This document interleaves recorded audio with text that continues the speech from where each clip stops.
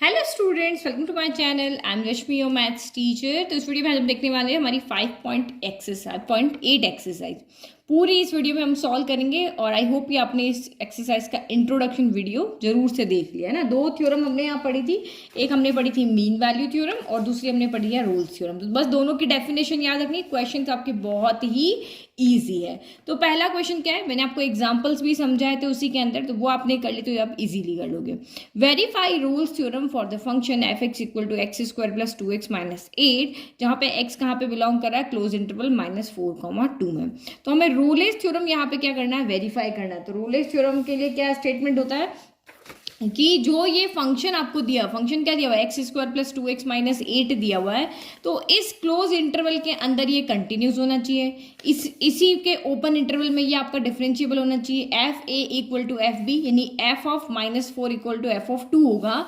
तब हमें यहाँ पे ऐसा कोई ना कोई सी मिलेगा ए बी के बीच में कि उसका डिफरेंशिएशन अगर आप करते हो तो वो इक्वल टू 0 होगा। तो ये हमारा यहाँ पे कंडीशन होता है और इसी की हेल्प से हम यहाँ पे सी की वैल्यू निकालते हैं। भाई हमें सी ए बी के अंदर मिलेगा ऐसा कैसा कि एवरेज सी 0 होगा, तो इसकी हेल्प से हम सी निकाल के ही बताते हैं और सी शो करते हैं कि वो इन्हीं के बीच में कहीं पर आ रहा है ना। तो चलो ठीक है, तो हमने यहाँ पे फंक्शन लिख दिया, a कौन है -4, b लिख दिया। तो सबसे पहले हम स्टेप 1 करते हैं। स्टेप 1 में हमें क्या करना होता है, इसको कंटिन्यू शो करना होता है। तो आप डायरेक्ट यहाँ पे फंक्शन को पहचान लो। ये फंक्शन आपका यहाँ पे क्या है, एक पॉलिनोमियल फंक्शन है और पॉलिनोमियल फंक्शन हमेशा कंटिन्यूस भी होते हैं और डिफरेंशिएबल भी होते हैं। तो बस एक स्टेटमेंट के फॉर्म में आप यहाँ पे लिख दो कि ये फंक्शन एक पॉलिनोमियल फंक्शन है, तो क्लोज इंटरवल -4, 2 में ये आपका क्या होगा, यहाँ पर कंटिन्यूस होगा। तो हमने यहाँ पे लिख दिया। फर्स्ट क्वेश्चन है, उसमें मैं आपको एक्सप्लेन कर रही हूँ आंसर को कैसे लिखना है, क्योंकि ये आपका थ्योरम पे बेस्ड है, तो आपको यहाँ पे लाइंस को अच्छे से एक्सप्लेन करके लिखना है ना।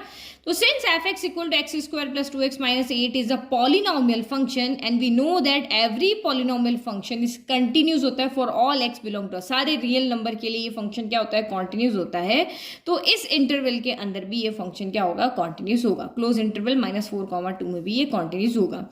सेम डिफरेंशिएबल के भी होगा कि एवरी पॉलिनोमियल फंक्शन जो क्या होता है वो डिफरेंशिएबल होता है सारे x बिलोंग टू r के लिए, यानी कि सारे रियल नंबर्स के लिए डिफरेंशिएबल है। तो इसका मतलब ये जो फंक्शन है इस ओपन इंटरवल -4, 2 के लिए भी ये डिफरेंशिएबल है। नाउ अब हमें क्या चेक करना है, we have to check F A equal to F B.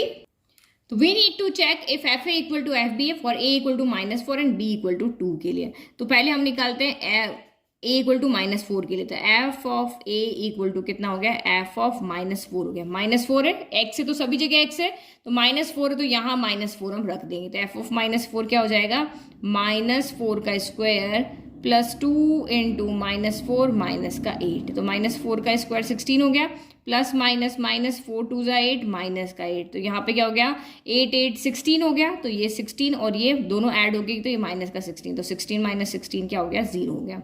चलो अब एफ ऑफ बी निकालो। तो एफ ऑफ बी कितना है, तो 2 है, तो ये रख लिया हमने एफ ऑफ 2।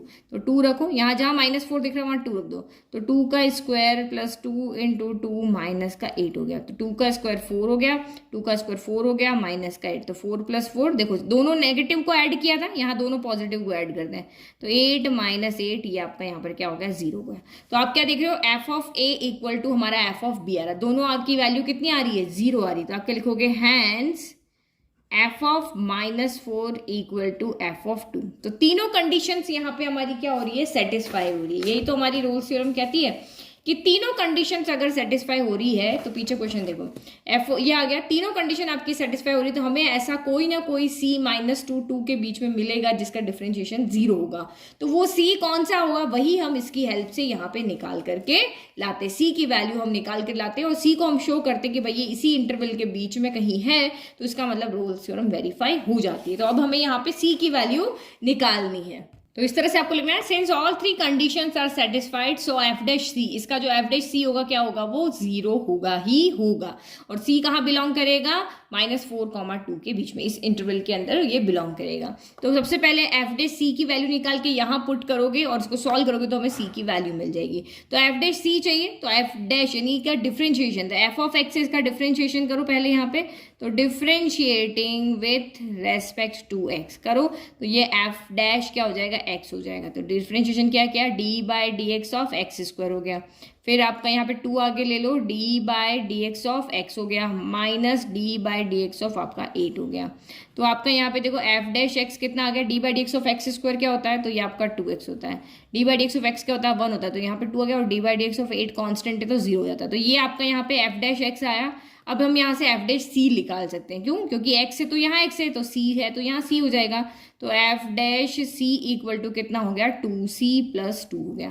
तो ये हमारी यहाँ से किसकी आ गई, f' की वैल्यू हो गई। अब पुट करो, हमें पता है कि अगर हमारा ये तीनों कंडीशन वेरीफाई होती है तो f' इक्वल टू 0 होता है। तो अब बस यहाँ पे आपको क्या करना है, वैल्यू पुट करनी है। तो नाउ f' इक्वल टू 0 है, तो f' की वैल्यू कितनी है, 2c + 2 इक्वल टू 0। तो 2c इक्वल टू -2 और c इक्वल टू -2 इधर से आ जाएगा इधर, तो डिवाइड, मल्टीप्लाई से डिवाइड में, प्लस से माइनस में, तो 2 से 2 टेबल आया 1, तो c इक्वल टू कितना आ रहा है, -1। और हम यहाँ पे क्या देख रहे हैं कि जो सिंस हमारा c है वो बिलोंग कर रहा है ओपन इंटरवल -4,2 में, तो इसका मतलब ये -1 इसमें बिलोंग कर रहा है। -1 तो इसके बीच में आता है, -4,2 के बीच में क्या होगा, -3 -2 -1 ये सारे नंबर होते हैं। तो यहाँ पे आप क्या लिखोगे कि -1 बिलोंग्स टू -4,2। ये हमारा वेरीफाई हो रहा है। अगर ये नहीं बिलोंग करता तो रोल्स थ्योरम वेरीफाई नहीं होती, बट -1 जो है इस इंटरवल के बीच में आ रहा है, तो हम लिखेंगे दस roles theorem is satisfied. Easy. तो ये हमें काम करना है, बस c की वैल्यू अगर इस इंटरवल में आ रही है तो वेरीफाइड है, अदरवाइज नहीं वेरीफाइड है। नाउ क्वेश्चन नंबर 2 देखो, examine if Rolle's theorem is applicable to any of the following function. तो हमें चेक करना है कि इन तीनों में क्या रोल्स थ्योरम एप्लीकेबल है। एप्लीकेबल है मतलब वही क्या तीनों कंडीशन सेटिस्फाइड हो रही है और हमें सी की वैल्यू मिल रही है। Can you say something about the converse of Rolle's theorem from this example. ये सेकंड पार्ट है, ये हम बाद में करेंगे ना। रोलिस थ्योरम का कन्वर्स क्या होता है, तो ये हम इसका भी एक डेफिनेशन यहाँ पे पढ़ेंगे। तो पहले देखते हैं कि क्या रोलिस थ्योरम एप्लीकेबल है। तो ये आपका कौन सा फंक्शन है, फंक्शन को आपको पहचानना चाहिए। तो ये वाला फंक्शन हमारा है ग्रेटेस्ट इंटीजर फंक्शन। क्लास 11 में बता दिया, 12th में भी 2-3 बार बता दिया, क्वेश्चन आपका आ रहा है। तो ग्रेटेस्ट इंटीजर जो फंक्शन है, एक्स कहाँ पे है, 5 से लेकर के 9 है ना, इस इंटरवल के बीच में। तो आपको बताना है कि क्या ये फंक्शन इस इंटरवल में आपका यहाँ पे इसके लिए रोलिस थ्योरम क्या एप्लीकेबल है।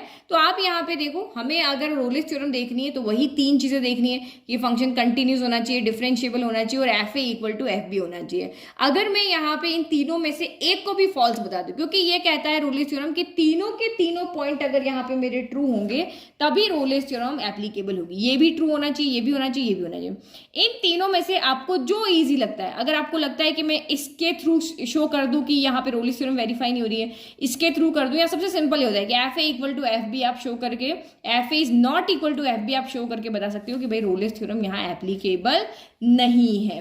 तो आप यहाँ पे देखो, पहले उसको समझने के लिए चाहे वो फर्स्ट से कंडीशन हो, कॉन्टिन्यूस और डिफरेंशिएबल हो, या f A equal to F B हमें शो करना है, सबके लिए आपको पहले ये ग्रेटेस्ट इंटीजर फंक्शन की डेफिनेशन आनी चाहिए, है ना। तो ये रहा हमारा ग्रेटेस्ट इंटीजर फंक्शन, है ना। अब आपको इसका ग्राफ दिख रहा है, ये इसका ग्राफ बना हुआ है। तो ग्राफ में क्या आपका ये ग्राफ कॉन्टिन्यूस है, ये ग्राफ आपका कॉन्टिन्यूस है नहीं है, ये तो आपका टूट रहा है। ये क्या में ये पॉइंट यहाँ से यहाँ दिख रहा है, फिर यहाँ से यहाँ, तो ये यहाँ से यहाँ जाने पे तो ग्राफ टूट गया। मुझे लाइन ड्रॉ करनी, यहाँ फिर पेन उठाया, फिर यहाँ फिर पेंसिल को उठाया, फिर यहाँ फिर यहाँ फिर यहाँ फिर यहाँ, तो इसका मतलब इसका ग्राफ क्या है, कॉन्टिन्यूस नहीं है। तो मैं फर्स्ट पॉइंट को लिख करके भेज देती हूँ कि ग्रेटेस्ट इंटीजर फंक्शन जो होता है वो कॉन्टिन्यूस नहीं है, तो इसका मतलब इसमें रोलिस थ्योरम एप्लीकेबल नहीं होगी, है ना। तो आपको यहाँ पे थोड़ा सा डेफिनेशन को देखना पड़ेगा। तो ग्रेटेस्ट इंटीजर फंक्शन में आपका यहाँ पे क्या होता है, देखो ग्रेटेस्ट इंटीजर फंक्शन में अगर मैं यहाँ पे 1 डालूंगी तो ये बाहर 1 दे देगा, मैं यहाँ 1.1 डालूंगी तब भी ये 1 देगा, मैं यहाँ पे 1.2 डालूंगी, मैं यहाँ पे 1.3 डालूं, मैं यहाँ पे 1.4 डालूं, ऐसे करते करते 1.9 डालूं, ये सब के अंदर वैल्यू क्या देगा, यहाँ पर बाहर 1 ही देगा। लेकिन जैसे ही मैं इसके अंदर 2 डाल दूंगी ये मुझे बाहर 2 दे देगा। तो ये यही दिखा रहा है यहाँ पर कि आप 1 से 1 डालोगे तो आपको 1 मिलेगा। तो यहाँ पे बंद है और यहाँ पे ओपन है ना, ये ओपन है, तो इसका मतलब 2 डालने पर आपकी वैल्यू ऊपर चली जाएगी। कहाँ चली जाएगी, 2 के पास चली जाएगी। बाकी 1 से लेकर के टू के बीच में 1 तो लेना ही है, 1 के इक्वल तो लेना है, बट 2 तक आप जितनी भी वैल्यू पुट करोगे आपको यहाँ पे सभी जगह 1 1 1 आंसर ही मिलेगा। और जैसे ही आप 2 पुट कर दोगे ये ग्राफ यहाँ से हट के यहाँ चला जाएगा, क्योंकि ये कॉन्टिन्यूस नहीं है, क्योंकि हमें 2 पे 2 नहीं मिल रहा है तो हम ऊपर चले गए यहाँ पे, है ना। तो ये हमारा ग्रेटेस्ट इंटीजर फंक्शन होता है। तो अब आप चाहे इसको ग्राफ के अकॉर्डिंग एक्सप्लेन करके लिखा दो कि ये कॉन्टिन्यूस नहीं होता है, डिफरेंशिएबल भी नहीं होता है, और अगर मैं यहाँ पे सिंपली हमें शो करना है तो f a is not equal to F b हम इसमें शो कर सकते हैं। क्योंकि देखो एफ ये कितना है आपका ए है, ये कितना है बी है। अगर मैं ग्रेटेस्ट इंटीजर के अंदर यहाँ पे 5 रखूंगी तो ये बाहर क्या देगा, 5 देगा। अगर मैं इसके अंदर 9 रखूंगी तो ये क्या देगा, मुझे 9 देगा। तो ये मेरा एफ ए है, ये मेरा एफ बी है। तो क्या ये दोनों आपस में इक्वल आ रहे हैं, नहीं इक्वल आ रहे हैं। तो हम थर्ड कंडीशन, किसी भी एक कंडीशन से यहाँ पे इसको शो कर सकते हैं। तो मैंने ग्राफ आपको दिखा दिया, ग्राफ में ये कॉन्टिन्यूस नहीं था। फिर आपका यहाँ पर ये डिफरेंशिएबल भी नहीं होगा, डिफरेंशिएबल नहीं होगा। और तीसरा ये आपको सामने दिया, तो डिफरेंशिएबल तो आपको यहाँ पे देखना पड़ेगा 5.2 में कैसे हम इसको शो करते हैं। लेकिन अब दो चीज तो यहाँ सिंपली दिख रही, ग्राफ से ये कॉन्टिन्यूस नहीं है और F A equal to F B भी यहाँ पे नहीं आ रहा। तो सेम ये और सेम यहाँ पे भी ये होगा, क्योंकि फंक्शन आपका यहाँ पे सेम है, इंटरवल अलग अलग देने से कुछ नहीं होगा, है ना। इसके लिए भी f A equal to F b नहीं आएगा। एफ ऑफ -2, यहाँ -2 रखोगे तो बाहर क्या आएगा, -2 आएगा, और 2 रखोगे तो 2 आएगा, तो वो फिर से नॉट इक्वल हो जाएंगे। तो आपको आंसर इस तरह से लिख करके बताना है। अगर ज़्यादा मार्क का क्वेश्चन आ जाता है तो आप इसको पूरा का पूरा ग्रेटेस्ट इंटीजर फंक्शन की डेफिनेशन लिख लेना, उसका ग्राफ बना लेना। तो उसके में आप दिखा दो कि भाई ग्राफ कंटिन्यूस नहीं है तो ग्रेटेस्ट इंटीजर फंक्शन कंटिन्यूस भी नहीं होगा, और कंटिन्यूस नहीं तो वो डेरिवेबल भी नहीं होगा, किसी भी इनमें से किसी भी एक पॉइंट पे वो डिफरेंशिएबल भी नहीं होगा। और तीसरा पॉइंट हमने यहाँ पे दिखा दिया कि f A equal to F b नहीं है, f a not equal to F b है। तो रोलेस थ्योरम की कंडीशन सेटिस्फाइड नहीं हो रही है, इसका मतलब रोलेस थ्योरम जो है एफ एक्स के अंदर इस वाले इंटरवल में एप्लीकेबल नहीं है ना। तो सेम अब सेकंड का भी आंसर हम ऐसे लिख देंगे, क्योंकि सिर्फ हमारा यहाँ पे इंटरवल चेंज हुआ है, बाकी कुछ भी यहाँ पर चेंज नहीं हुआ। इसका सेकंड पार्ट जो है ना वो तीनों का हम बाद में करते हैं। तो सेकंड के लिए भी लिख लेते हैं। तो ये मैंने दूसरे का आंसर भी लिख दिया, उसका थोड़ा सा आंसर मैंने लेंथी लिखा, इस तरह से भी लिखते हो कि गिवन फंक्शन ये है F x is neither continuously not differentiable है इन सारे इसके जितने भी पॉइंट्स यहाँ पे आते हैं, क्योंकि ये जो ग्रेटेस्ट इंटीजर फंक्शन है ये हमें इंटीजर्स देगा, है ना। तो पूरे के पूरे नंबर्स हमने यहाँ लिखे हैं, तो इसका मतलब ये कॉन्टिन्यूस भी नहीं है क्लोज इंटरवल में, और ओपन इंटरवल में डिफरेंशिएबल नहीं है, f A equal to F B भी नहीं है। तो condition of Rolle's theorem not satisfied है, तो रोल्स थ्योरम नॉट एप्लीकेबल है ना।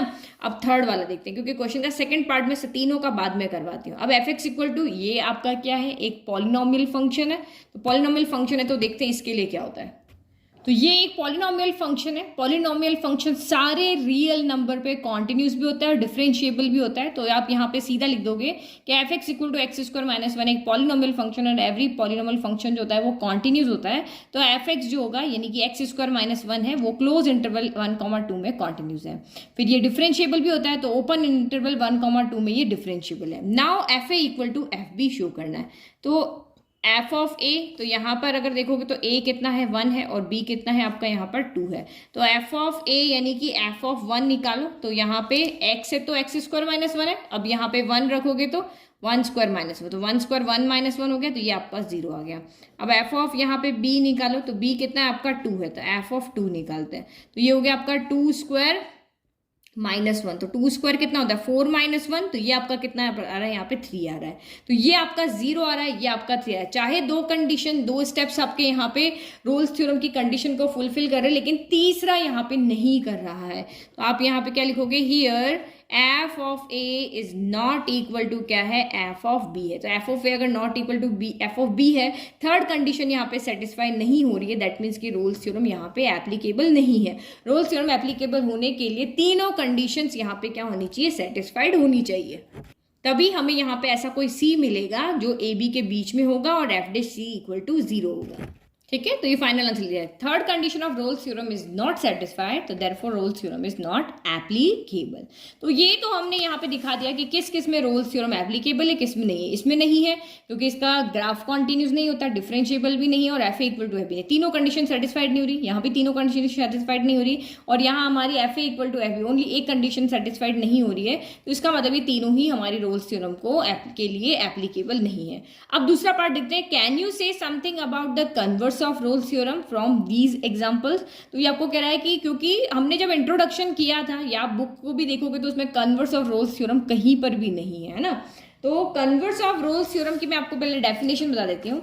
तो यहाँ पे क्या होगा, इसका उल्टा होगा। इसने कहा कि ये 3 कंडीशन अगर एप्लीकेबल है तो एक ऐसा सी हमें जरूर मिलेगा ए बी के बीच में जहां f dash C equal to क्या होगा, 0 होगा। अब इसका कन्वर्स यहाँ पे क्या होगा, उल्टा होगा कि अगर हमें कोई ऐसा सी ए बी के बीच में मिल जाता है जिसका F dash C equal to 0 है, तो तीनों कंडीशंस वहां पर एप्लीकेबल होगी।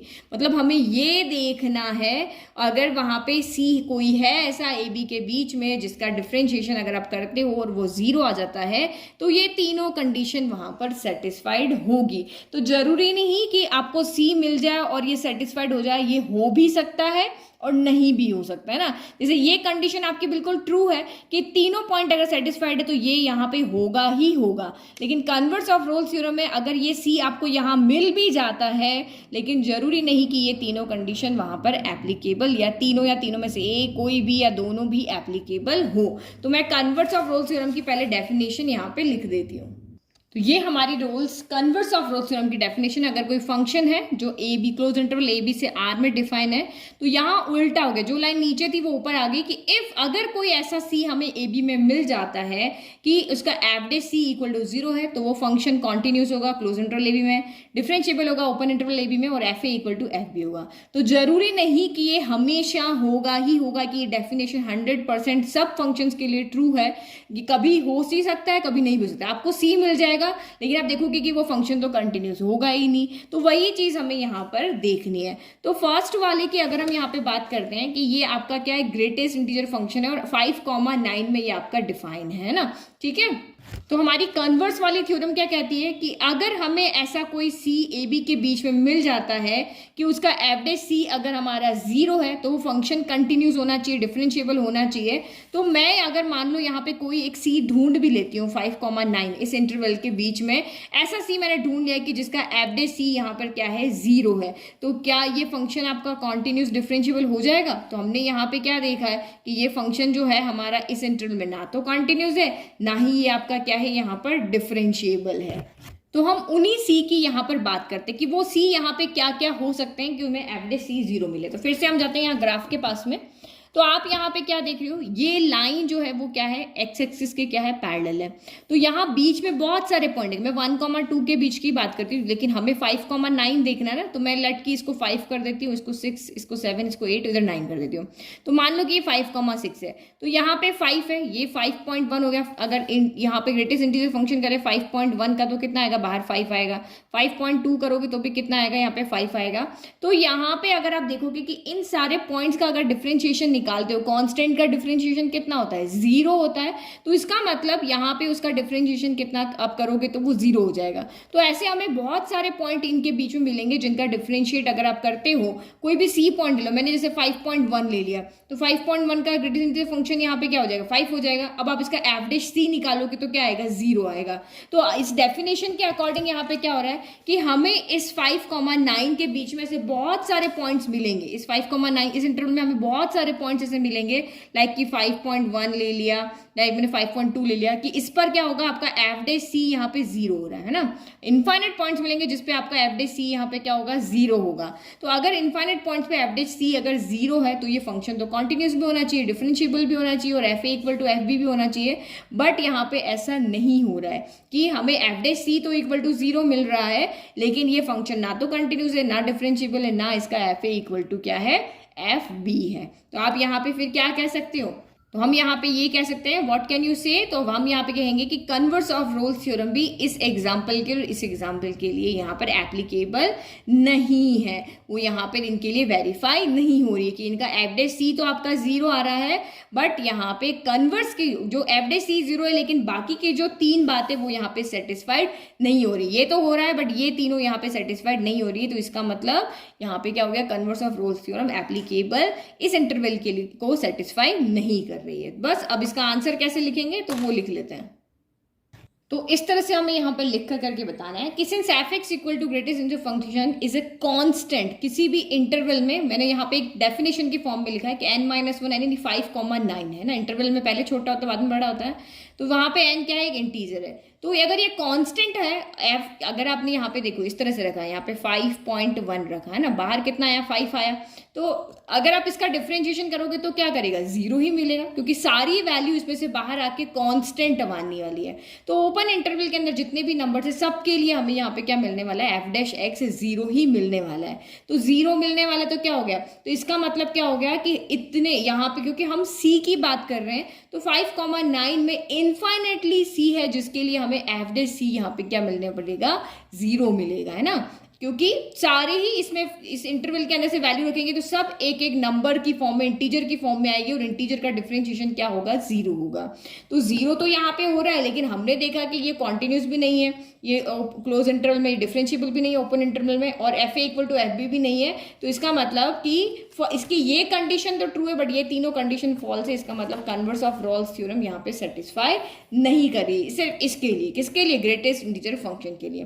तो सेकंड मैंने यहाँ पे लिखा, थर्ड आप एज इट इज लिख लेना, 5,9 की जगह -2,2 कर देना। अब हम यहाँ पे देखते हैं इसके लिए, क्या इसके लिए converse of Rolle's theorem applicable हो रही है या नहीं हो रही है। तो थर्ड पार्ट देखें, F x equal to x square -1 है, एक्स बिलोंग टू 1,2 है। तो हम कन्वर्स ऑफ रोल्स थ्योरम के लिए में इसके बारे में क्या कह सकते हैं। तो हमें एक्चुअल में क्या शो करना है, for converse of Rolle's theorem के लिए हमें शो करना है कि अगर कोई सी हमें इस 1-2 के ओपन इंटरवल 1-2 के अंदर मिल जाता है, और ऐसा मिलता है कि एफ डैश सी अगर 0 है, तो हम कहेंगे कि ये फंक्शन कॉन्टिन्यूस है। यही हमारी कन्वर्स ऑफ रॉल्स थ्योरम की डेफिनेशन है, ये डिफरेंशिएबल और f1 इक्वल टू f2 है। तो ये हमारा एक पॉलिनोमियल फंक्शन है, पॉलिनोमियल फंक्शन में हम इजीली c फाइंड कर सकते हैं। तो हम देखते हैं कि क्या हमें ऐसा कोई c मिलता है जो इसके अंदर हो। तो क्या करें, क्योंकि इसके लिए F dash C equal to 0 होता है, तो हम यहाँ पे एफ डैश एक्स निकाल लेते हैं। तो एफ डैश एक्स यहाँ पे क्या हो जाएगा, D by D X of X square minus D by D X of 1 हो गया। तो एफ डैश एक्स हो गया, D by D x x square क्या था 2x हो गया, और माइनस क्यू क्या 0। तो एफ डैश एक्स आपका ये हो गया। तो यहाँ पे देखो एफ डैश सी कितना हो जाएगा, तो this implies F dash C equal to कितना हो जाएगा, 2c आ जाएगा। तो अब हमें यहाँ पे c की वैल्यू निकालनी है, तो हम इसकी हेल्प लेंगे यहाँ पर F dash C equal to 0 की, ठीक है। तो अब हम इसको F dash C equal to 0 में एफ डैश सी हमने कैलकुलेट कर लिया, इसकी वैल्यू रख लेते हैं। तो यहाँ से अगर c इक्वल टू 0/2 गया, तो this implies c equal to कितना आया, 0 आया। तो अब आप मुझे बताओ, जो x बिलोंग कर रहा है 1 और 2 के बीच में, तो क्या यहाँ पे 0 आएगा, ये यहाँ पे आपका 1 है, यहाँ पे 2 है, इसके बीच में जो भी इनफाइनाइट नंबर से x उसमें बिलोंग कर रहा है, लेकिन 0 तो यहाँ है। तो 0 हमारा कहाँ बिलोंग नहीं कर रहा है, ओपन इंटरवल 1,2 में बिलोंग नहीं कर रहा है। तो ये नहीं कर रहा है, तो आगे हमें कंटिन्यूटी, डिफरेंशिएबिलिटी और सब चेक करने की जरूरत यहाँ पर नहीं है। तो कन्वर्स ऑफ रोल्स थ्योरम की कोई भी कंडीशन यहाँ फुलफिल नहीं हो रही है, तो इसका मतलब ये जो है कन्वर्स ऑफ रोल्स थ्योरम इसमें एप्लीकेबल नहीं है, ठीक है। तो इस तरह से हम फाइनल आंसर लिख देंगे, then there does not exist any C जो कि ओपन इंटरवल 1,2 में सच दैट कि एफ डैश सी जिसके लिए 0 हो, and the converse of Rolle's theorem is not applicable on the given function, ठीक है। पूरा क्वेश्चन नंबर 2 आई होप आपको अच्छे से समझ में आ गया, कन्वर्स ऑफ रोल्स थ्योरम भी समझ में आ गया। बस ये समझाया था, कहीं पे अगर ये ट्रू है तो जरूर नहीं कि ये तीनों भी वहां पे ट्रू हो, और कहीं पे अगर ये ट्रू है तो तीनों आपके यहाँ पे ट्रू आ भी सकते हैं, कहीं पे आपकी कन्वर्स थ्योरम लग भी सकती है और कहीं पे नहीं भी लग सकती। तो नाउ क्वेश्चन नंबर 3 देखते हैं, इफ एफ -5,5 से कहाँ क्लोज इंटरवल -5,5 से रियल नंबर के अंदर एक डिफरेंशिएबल फंक्शन है। एक तो हमें क्या दिया हुआ है, एक फंक्शन यहाँ पे नहीं दिया हुआ है, हमें फंक्शन की कंडीशन दी हुई। जैसे यहाँ पे फंक्शन था ना F x equal to x square plus 2x minus 8, ये हमें नहीं दी, ये हमें नहीं दिया है यहाँ पर। या फिर अभी हमने एक और किया था क्वेश्चन जहाँ पे 3 फंक्शन थे, ये ग्रेटेस्ट इंटीजर फंक्शन था, ये फंक्शन था जहाँ पे x इस इंटरवल में बिलोंग कर रहा है। तो बस हमें ये कहा है कि ये जो फंक्शन f है ये इस इंटरवल से r के अंदर का एक डिफरेंशिएबल फंक्शन है। और दूसरा कहा कि if F dash x does not vanish anywhere, vanish मतलब खत्म होना, तो एफ डैश एक्स वैनिश नहीं हो रहा है, मतलब कहीं पर भी जो है फंक्शन का डिफरेंशिएशन जब आप करोगे तो वो 0 के इक्वल नहीं आ रहा। इस लाइन का मतलब यह है कि F dash x does not vanish anywhere, का मतलब एफ डैश एक्स आपका जीरो के इक्वल नहीं है, तब आप यहाँ पे ये प्रूव करके बताओ कि एफ ऑफ -5 जो है वो एफ ऑफ 5 के नॉट इक्वल है। अब देखो क्वेश्चन में कहीं नहीं लिखा हुआ है कि ये मीन वैल्यू थ्योरम से करना है या फिर आपको यहाँ पे रोलिस थ्योरम से करना है, कहीं पे कुछ नहीं लिखा हुआ है ना। जो चीजें हमें पता है उसी से हम यहाँ पे आइडिया लगाते हैं और हमें सिर्फ ये प्रूव करके दिखाना है कि भाई ये दोनों आपस में इक्वल नहीं है।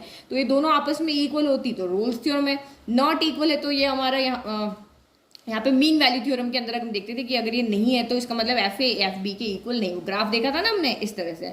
तो फर्स्ट थिंग आप यहाँ पे देखो कि जो भी हमारा फंक्शन है वो इस इंटरवल के अंदर जो भी फंक्शन है वो क्या है, यहाँ पे डिफरेंशिएबल फंक्शन है। तो हमने एक प्रॉपर्टी पढ़ी थी कि जो भी फंक्शन डिफरेंशिएबल होता है वो कॉन्टिन्यूस होता ही होता है। तो और लेकिन उल्टा नहीं होता कि कोई फंक्शन अगर कंटिन्यूस है तो वो 100% डिफरेंशिएबल हो, ये पॉसिबल नहीं है ना, कभी होगा कभी नहीं होगा। लेकिन कोई फंक्शन अगर डिफरेंशिएबल है तो वो कंटिन्यूस होगा ही होगा। तो दो चीज हमें यहाँ पे पता चल गई कि जो भी फंक्शन यहाँ पे है, लेट की मैं यहाँ पे मान लीजिए एफ एक्स इक्वल टू ए, कोई भी एक यहाँ पे फंक्शन है, ये डिफरेंशिएबल भी है, ये कंटिन्यूस भी है और इसका एफ डैश एक्स जो है वो जीरो के इक्वल नहीं है, तब हमें ये प्रूव करके दिखाना है। तो अब हमें यहाँ पे कोई फंक्शन तो दिया नहीं कि भाई हम एफ ऑफ -5 निकाल लें, एफ ऑफ 5 निकाल लें, इजीली चेक कर लें।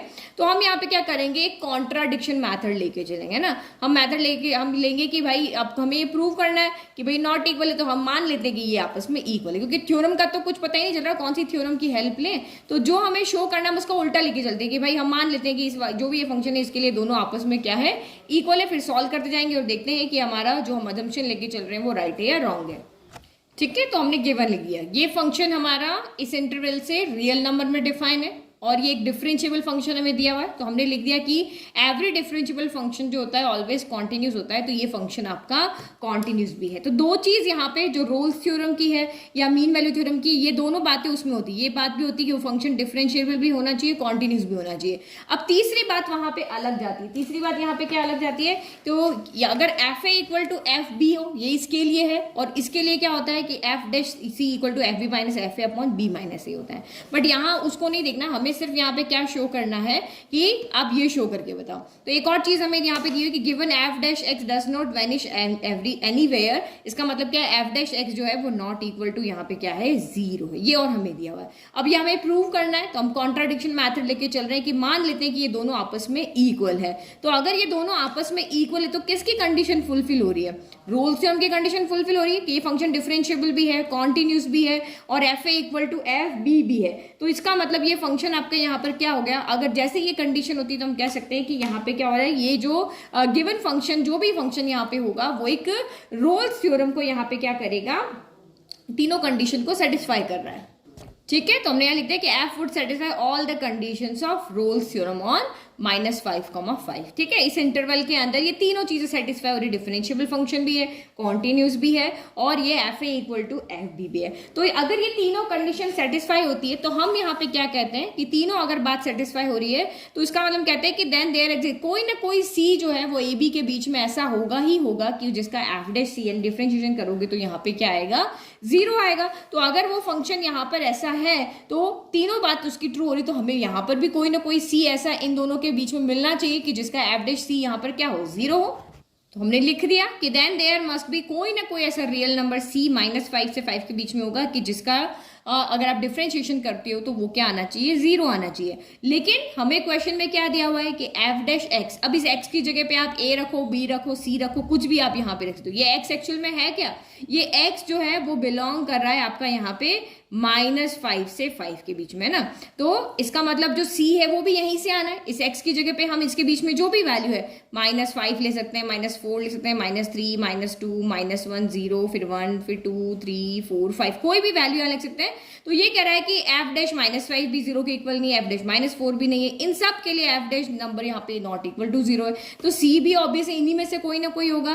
तो ये अगर ये आपका क्या कह रहा है कि यहाँ पे नॉट इक्वल टू जीरो है तो इसका मतलब हमारा एफ डैश सी जो है वो नॉट इक्वल टू जीरो आएगा। अगर हमने जो तीन कंडीशन लेकर के चले उसके अकॉर्डिंग अगर ये रोल्स थ्योरम हमारी यहाँ पे सेटिस्फाई हो रही है तो हमें कोई ना कोई सी ऐसा मिलेगा -5 5 के बीच में कि उसका एफ डैश सी क्या होना चाहिए, जीरो के इक्वल आना चाहिए। बट हमें क्वेश्चन में दिया हुआ है कि हमारा एफ डैश एक्स जो है, मतलब एक्स की जगह आप सी भी रख सकते हो, कि वो नॉट इक्वल टू जीरो है। तो जो क्वेश्चन में दिया हुआ है हम उसको मानेंगे या हमने जो निकाला मानेंगे? हमने क्वेश्चन में दिया हुआ मानेंगे, तो हम लिखेंगे कि नहीं, जो हम लेकर के चले उसका कंक्लूजन यहाँ पे गलत आ रहा है, क्योंकि क्वेश्चन में हमें दिया हुआ है कि F dash X not equal to zero है, और हमने जो निकाला उसमें आ रहा है एफ डैश सी जो है वो इक्वल टू जीरो आ रहा है। तो इसका मतलब यहाँ पे क्या हुआ कि हमें यहाँ पे ऐसा कोई नंबर यहाँ पे नहीं मिलेगा जिसके लिए आपको यहाँ पे F dash C equal to zero होगा। ठीक है, तो हमने लिख दिया बट एफ डैश एक्स जो है वो डज नॉट वैनिश, क्योंकि हमारे अकॉर्डिंग ये आ रहा है, क्वेश्चन में आपको ये दिया हुआ है ना एवरीवेयर। देयरफॉर हमने जो अजम्पशन किया था, हमने क्या अजम्पशन किया था, ये सपोज किया था, इसका मतलब हमने रॉन्ग सपोज किया है। तो हमने जो कॉन्ट्राडिक्शन मैथड लेकर के हमने बता दिया कि भाई हम जो मान के चल रहे थे एक्चुअल में वो गलत है। अगर वो ट्रू होता तो हमें F dash C equal to zero मिलता ही मिलता। तो हमने फाइनल आंसर लिख दिया, hence Rolle's theorem is fail because of our wrong assumption. तो इसका मतलब यहाँ पे रोल्स थ्योरम तो नहीं लग रही है। रोल्स थ्योरम लगती तो ये आपस में क्या आते, इक्वल आते। तो ये क्वेश्चन को सॉल्व करने का तरीका है। चलो नेक्स्ट देखो, next question number 4, verify mean value theorem if F x equal to x square minus 4x minus 3 in the interval a comma b where a equal to 1 and b comma 4 है। तो mean value theorem का हमने question किया था, बिल्कुल वही करना है। पहले कॉन्टिन्यूस दिखाना है, फिर आपको यहाँ पे इसको डिफरेंशिएबल दिखाना है, फिर उसके बाद हमें इसकी हेल्प लेकर के यहाँ पे c निकाल के बताना है। अगर वो c इस इंटरवल में आता है तो इसका मतलब मीन वैल्यू थ्योरम यहाँ पे वेरीफाई हो जाएगी।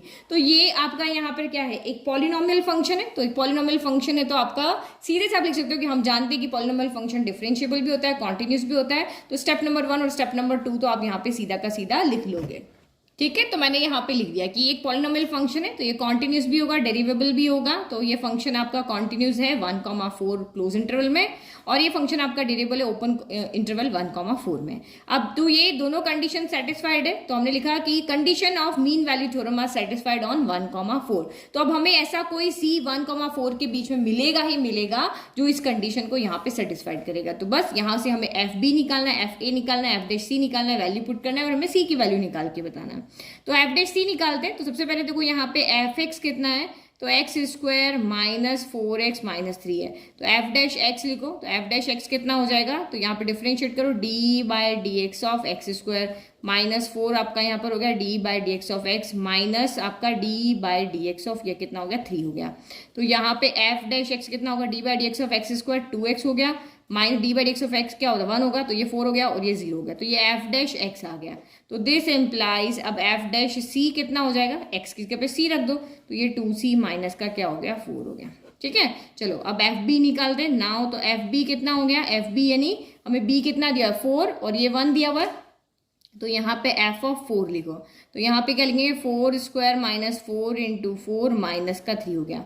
तो ये 16 माइनस का 3, तो 16 से 16 यहाँ पे कैंसिल, माइनस का 3 बच गया। अब यहाँ से एफ ऑफ ए निकालो, तो एफ ऑफ ए कितना है 1 है, तो एफ ऑफ ए नहीं एफ ऑफ 1, तो ये लिखो 1 स्क्वायर माइनस 4 इंटू 1 माइनस 3, तो ये हो गया 1 माइनस 4 माइनस 3, तो 4 प्लस 3 7 हो गया। तो 7 में से 1 गया तो 6 बचा, लेकिन माइनस का बचेगा क्योंकि नंबर जिसका बड़ा होगा उसका साइन आएगा। ठीक है, अब ये सारी वैल्यू हमें कहाँ रखनी है, यानी ये कि आपका एफ ऑफ बी ये वैल्यू, एफ ऑफ ए आपकी ये वैल्यू और एफ डैश सी, सारी वैल्यू आप इसमें पुट करो।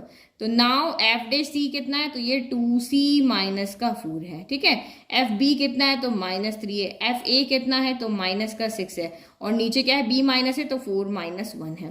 तो ये आपका हो गया 2c minus 4 equal to minus minus plus, तो माइनस 3 प्लस 6, 4 माइनस 1 आपका 3 हो गया।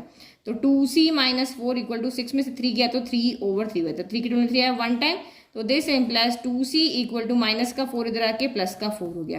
तो this implies 2c equal to कितना हो गया आपका यहाँ पर 5 हो गया, और c इक्वल टू कितना हो गया 5/2 हो गया। तो 5/2 कितना होता है, तो 5/2 होता है 2.5, तो 2.5 तो आएगा ना इसके बीच में, 1 और 4 के बीच में 2.5 तो आएगा ही, क्योंकि ये आपका यहाँ पर क्या है 1,4 है, और 2.5 इसके बीच में आएगा क्योंकि 2 है 3 है ये दोनों बीच में, और 2.5 भी यहाँ पर है। तो इसका मतलब यहाँ पे जो c है वो क्या कर रहा है, नाउ या हियर c जो है वो बिलोंग कर रहा है किसमें, 1 ओपन इंटरवल 1,4 में। तो इसका मतलब यहाँ पे क्या हो गया, मीन वैल्यू थ्योरम यहाँ पे क्या हो गई, वेरीफाइड। तो फाइनल आंसर लिख लो, therefore mean value theorem is verified for F X in 1,4।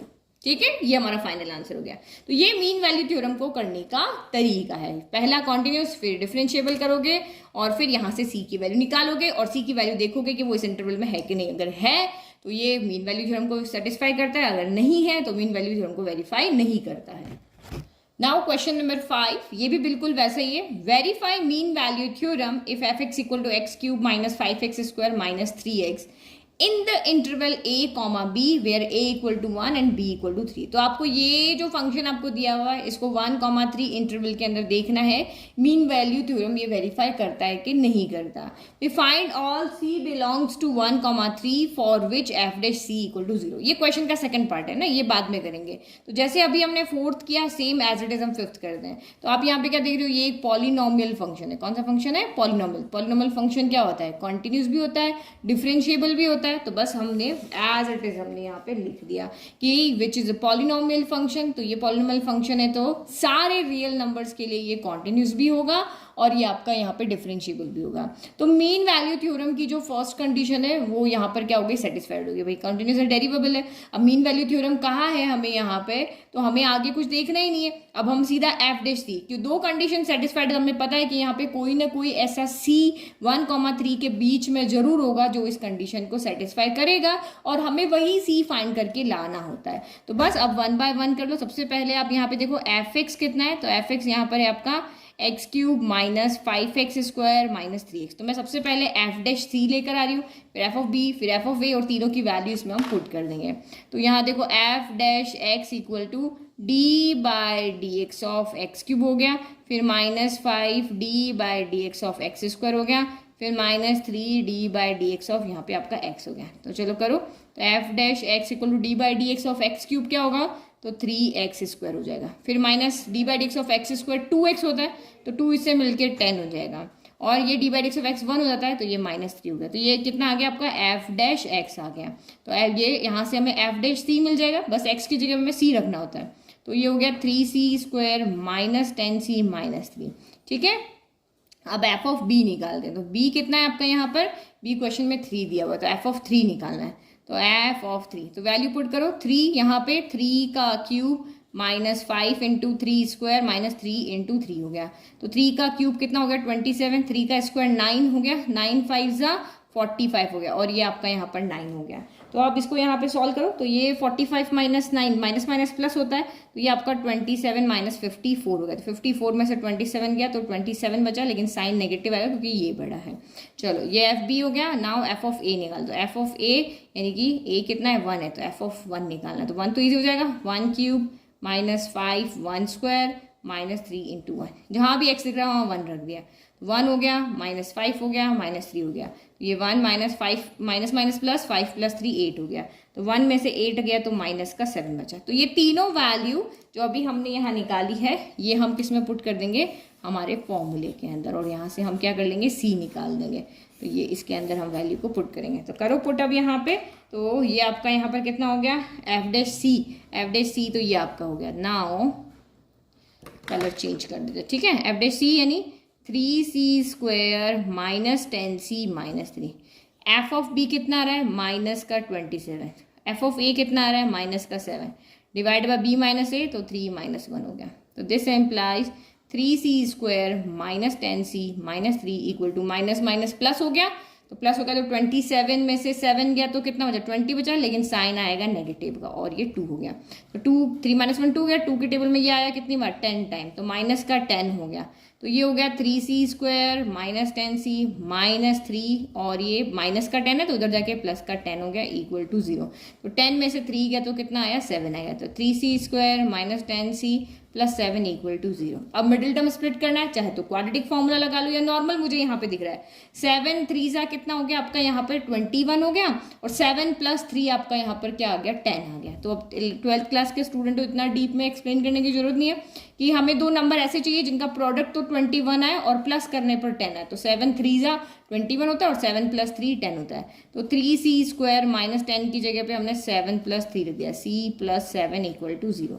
चलो अब इसको सॉल्व करो। 3c square minus plus minus, तो माइनस का 7c हो गया, माइनस प्लस माइनस तो ये आपका 3c हो गया, प्लस आपका यहाँ पे क्या हो गया?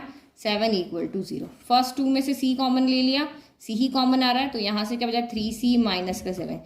यहाँ से माइनस का कुछ भी कॉमन नहीं आ रहा तो 1 आएगा, तो ये आपका 3c माइनस का 7। माइनस बाहर लिया तो जो पॉजिटिव नेगेटिव था पॉजिटिव हो गया, तो पॉजिटिव नेगेटिव हो गया। तो ये आपका यहाँ पर हो गया। फिर देखो ये आपका एक ब्रैकेट तो आया 3c माइनस 7 का, एक ब्रैकेट क्या आया c माइनस 1 का, c माइनस 1 का इक्वल टू 0। तो जब आपका van 3c minus 7 equal to 0 है तो 3c इक्वल टू 7 है, तो दिस एम्प्लाई c कितना है आपका 7/3 है। ठीक है, और दूसरा आपका कहाँ गया 7/3 कितना हो गया 2 पॉइंट समथिंग हो गया ना।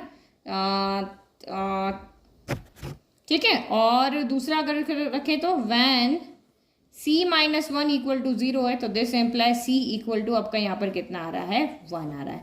तो आप यहाँ पे देखो ये 2.3 और ये 1 है, इन दोनों में से कौन है जो इस लिमिट के अंदर है, ये आपका क्या है 1,3 है यहाँ पर, है ना। तो हम c को क्या देखते हैं, c ओपन इंटरवल 1,3 में होना चाहिए ना, तो ये इंक्लूड नहीं है, तो इसका मतलब इसमें क्या हो सकता है 2 हो सकता है, 2.5 हो सकता है, 2.6 हो सकता है, 2.7 हो सकता है, बट ये दोनों इंक्लूड नहीं है। तो यहाँ पे क्या करेंगे c इक्वल टू 1 आ रहा है, तो ये तो इस इंटरवल में नहीं है, ये वाला आपका यहाँ पे इंटरवल में है। तो यहाँ पे क्या लिखेंगे here 1 is not belonging to 1,3 open interval है इसलिए, एंड 7/3 बिलोंगिंग टू 1,3 में।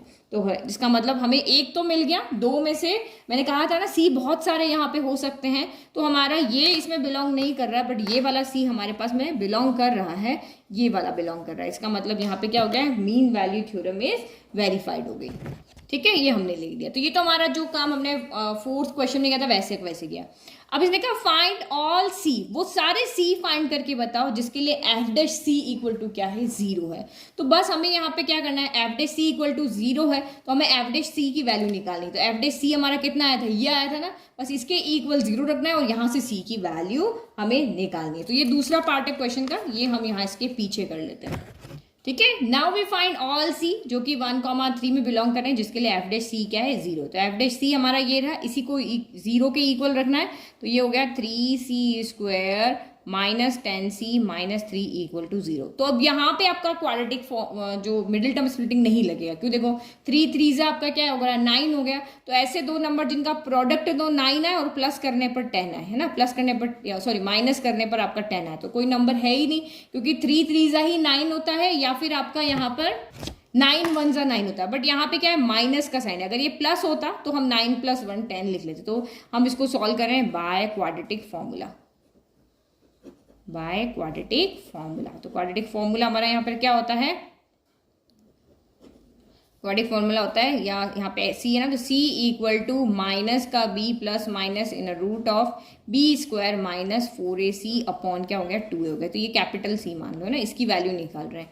तो अब यहाँ पे देखो a कौन है, तो c स्क्वायर का कोफिशिएंट a है, फिर b कौन है, तो c का कोफिशिएंट यानी -10 है, और c कौन है, तो यहाँ पे -3 है। तो सबसे पहले हम b square minus 4ac calculate कर लेते हैं। तो b square minus 4ac equal to b square -10 का स्क्वायर -4, a कितना है 3 है, c कितना है -3 है, तो -10 का स्क्वायर क्या हो गया 100 हो गया, माइनस माइनस प्लस 3 3 9 9 4 36 हो गया। तो ये आपका कितना आ गया 136 आ गया, बस इसमें वैल्यू रख दो। तो c इक्वल टू माइनस का b, तो ये माइनस का और ये b -10 हो गया, plus minus in root of 136 divided by 2 × 3 हो गया। तो 136 के फैक्टर बना लो, तो 2 के टेबल में ये आया 6 टाइम 12 आया और ये 8 टाइम आ गया। ठीक है, फिर 2 के टेबल में ये आया 34 टाइम, 2 के टेबल में आया 17 टाइम और 1। तो इन्हीं की पेयरिंग बन रही है, तो मैं सीधा यहाँ पे ऐसे लिख दूँ c equal to 10 plus minus in root of 2 × 2 × 34 लिख देती हूँ, है ना। ये आगे नहीं करते क्योंकि कोई रूट में से तो बाहर आ नहीं रहा, तो ये 2 × 3 कर दे, ये पैर रूट में से बाहर आ गया, तो 10 प्लस माइनस 2√34 डिवाइडेड बाय 2 × 3 हो गया। तो अब यहाँ से 2 आप कॉमन निकालो, 2 के टेबल में 5 10 कितनी बार है 5 टाइम, 2 बाहर आई गया, तो ये √34 बचा, और यहाँ पे 2 × 3 है, तो ये 2 से ये 2 कैंसिल हो गया। तो c की हमारे पास दो वैल्यू आ रही है, 5 प्लस √34/3 और एक value c equal to 5 minus √34/3। तो ये एक वैल्यू ये रही, ये एक वैल्यू ये रही। तो ये दोनों क्या है इर्रेशनल नंबर है, क्या है ये इर्रेशनल नंबर्स है, तो ये दोनों ही बिलोंग नहीं करेंगे, c is not belonging to 1,3। तो उसने कहा ना सी की वो वैल्यू निकाल के बताओ जो जहाँ पे एफ सी इक्वल टू 0 है और 1,3 में बिलोंग कर रहा हो। तो हमने यहाँ पे देखा कि तो दोनों ही इरेशनल नंबर आ रहे हैं, तो इरेशनल नंबर इसमें बिलोंग नहीं करेंगे। ठीक है, now last question, examine the applicability of mean value theorem for all three function given in the above question exercise 2। exercise 2 मतलब question 2 ये जो है हमारा कहाँ गया, ये रहा, ये हमारा क्वेश्चन 2 है। इसमें हमने रोल्स थ्योरम एप्लीकेबल हो रही कि नहीं हो रही थी वो हमने देखा था। अब ये कह रहा है कि आप मीन वैल्यू थ्योरम इसमें यहाँ पर एप्लीकेबिलिटी है या नहीं वो देख करके था। तो मीन वैल्यू थ्योरम के लिए वही दो कंडीशन हमें यहाँ पे पहले देखनी होती है कि यहाँ पर वो फर्स्ट तो ये है कि कंटिन्यूस होना चाहिए, फिर डिफरेंशिएबल होना चाहिए, फिर हम आगे की बात करते हैं। बट मैंने जब फंक्शन फर्स्ट पढ़ाया था और सेकंड पढ़ाया था तो दोनों में ही मैंने कहा था कि ये कंटिन्यूस नहीं, क्योंकि मैंने इसके ग्राफ से आपको बताया था कि इसका ग्राफ टूटा टूटा सा होता है, ये बिल्कुल ऐसा है ना, ये कॉन्टिन्यूस थोड़ी ना इस तरह का ग्राफ होता है। तो ये ग्राफ कॉन्टिन्यूस नहीं है और हमने अगर ये और डिफरेंशिएबल भी नहीं है, वो भी हम शो कर सकते हैं, हमने 5.2 में किया है ना। F A equal to F B हमें यहाँ दिखाना नहीं होता, सिर्फ ये 2 पॉइंट अगर है तो हम आगे जाते हैं। एफ डी सी में F B minus F A वाला है ना, तो ये दोनों में हमने सीधा दिखाया कि कॉन्टिन्यूस नहीं है, डिफरेंशिएबल नहीं है। तो ऑब्वियस है कि जैसे रोल्स थ्योरम एप्लीकेबल नहीं थी वैसे आपकी मीन वैल्यू थ्योरम भी एप्लीकेबल नहीं होगी। तो इन दोनों के लिए तो सीधा लिख देंगे और इसके लिए हम यहाँ पे सॉल्व करके फिर से देखेंगे। तो यहाँ पे हमने लिख दिया, फर्स्ट क्वेश्चन लिख दिया कि यहाँ mean value theorem not applicable है क्योंकि ये कंटिन्यूस भी नहीं है, डिफरेंशिएबल नहीं है। सेम ये भी कंटिन्यूस नहीं है, डिफरेंशिएबल भी नहीं है। नाउ थर्ड वाला देखते हैं, x square minus 1 polynomial function है, तो कंटिन्यूस भी होगा क्लोज इंटरवल में और डेरिवेबल भी होगा ये आपका ओपन इंटरवल में। तो बस तो फिर F satisfy mean value theorem की दोनों कंडीशन को सेटिस्फाई कर रहा है, तो अब हम यहाँ पे सी कैलकुलेट कर सकते हैं। तो हम कह सकते हैं कि ऐसा कोई ना कोई सी 1,2 के बीच में होगा ही होगा, जिसके लिए एफ डैश सी जो है F B minus F A upon B minus A होगा। तो एफ डैश सी कितना होगा, तो एफ डैश सी यहाँ पर कितना होगा, 2c होगा। क्यों होगा, तो हमने ये पहले ही यहाँ पे पढ़ा हुआ है, देखो कहाँ पे ये रहा है ना, यहाँ पे निकाला था ना हमने ये वाला नहीं, यहाँ पे हमने F dash C F B F A निकाला, यस इसमें नहीं निकाला। तो आप इसमें यहाँ पे क्या कर दो, बस इसका डिफरेंशिएशन कर दो। यहाँ पे लिख लेते हैं ना, F x equal to x square minus 1 है, F x equal to x square minus 1 है। तो एफ डैश एक्स ने डिफरेंशिएशन करोगे तो D by D X of क्या हो जाएगा, यहाँ पर एक्स स्क्वायर हो जाएगा minus D by D X of आपका यहाँ पे क्या हो जाएगा, तो D by D X of X square 2x हो गया और ये कांस्टेंट हो गया 0। तो F dash X equal to अगर 2x है तो x की जगह पे c रखोगे तो एफ डैश c कितना हो जाएगा, 2c हो जाएगा। तो ये आपका यहाँ पर क्या आ गया, 2c आ गया। अब एफ ऑफ 2 निकालो, तो यहाँ पे एफ ऑफ 2 और एफ ऑफ 1 हमने पीछे निकाल रखे है ना। ये देखो एफ ऑफ 2 कितना आ रहा है, इस वाले में देखो यहाँ पे एफ ऑफ 2 कितना आ रहा था, तो एफ ऑफ 2 हमारा 3 आ रहा है, एफ ऑफ 1 कितना आ रहा था, 0 आ रहा। तो ये एफ ऑफ 2 तो 3 माइनस कितना हो गया, यहाँ पे 0 हो गया। तो 2c equal to 3 minus 0 upon 1 हो गया। तो ये आपका कितना हो गया, 2c इक्वल टू 3 हो गया। तो this implies c equal to 3/2 हो गया। 3/2 यानी कि 1.5 होता है और 1.5 हमेशा इसके अंदर आएगा 1,2 के अंदर, तो ये होगा ही। तो this implies c equal to 3/2 जो है वो बिलोंग करेगा ओपन इंटरवल 1,2 के अंदर, है ना। तो हमने इस थर्ड वाले पार्ट में आपकी मीन वैल्यू थ्योरम क्या हो रही है, वेरीफाई हो रही है। ठीक है, तो हमने mean value theorem is verified for the given function in the given interval. तो ये हमारी यहाँ पे 5.8 एक्सरसाइज हो गई। आई होप आपको बहुत अच्छे से समझ में आ गई। थ्योरिटिकल है, बहुत ज़्यादा थ्योरी इसमें आपको लिखनी पड़ेगी, है ना, तभी आप यहाँ पे आपको फुल मार्क्स इसमें मिलेंगे। आप नेक्स्ट वीडियो में मिलेंगे जहाँ हम मिसलेनियस एक्सरसाइज सॉल्व कर रहे होंगे। तो चैनल को लाइक शेयर सब्सक्राइब करना ना भूलें और वीडियो नोट्स के लिंक डिस्क्रिप्शन में। Thank you.